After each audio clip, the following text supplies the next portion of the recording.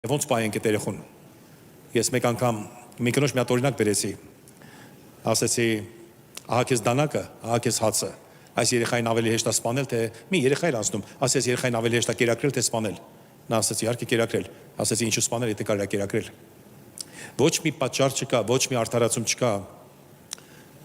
աբորտով արհեստական վիճեցումով հեռացնել երեխային, անգամ եթե մեկը սայթակել է կյանքում ընկել է, միևնույնն է։ Եթե դա գունես երեխա, դա քո ճակատագիրն է, վերցրու այդ երեխային պահիր։ Գիտեք, իհարկե այսօր ես չի ուզում խոսել արհեստական վիճեցման մասին, բայց իմ մայրս ինձ միշտ պատմել, որ ուզում էին ինձ արհեստական վիճեցումով հեռացնեն, 3 անգամ գնացել են հիվանդանոց եւ չի ստացվել։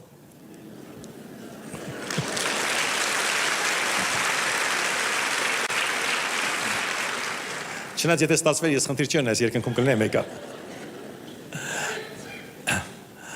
Եվ գիտեք, իմ մայրս եւ հայրս իրանք շատ հրաշալի կյանքով ապրեցին եւ ես նրանց կողքին եմ ամեն ժամանակ։ Ես մայրիկից միշտ ասում եմ, գիտես, եթե հեռացնեք, միգուցե ուրիշի պես հաց կմուրայք, հաց կհավաքեք եւ չէիք հասկանա, որ այն երեխային, որ ձեզ պետք է պահեր, դուք սպանել եք։ Իմ ընկերս նույնպես նրան ուզեցել են հեռացնել, նրան ուզեցել են սպանել, որտեղ նա երրորդ երեխան էր եւ ընդհանրապես ծնողները չէին ուզում այդ երեխային ունենային։ Եվ գիտեք,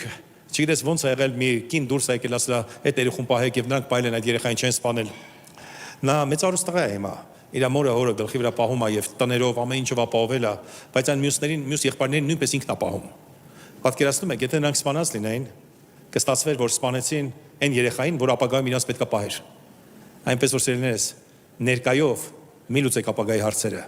Ներկան միշտ իրոջ կամքի մեջ եղեք, ապագատ հրաշալի կլինի։ Փառք Հիսուսին։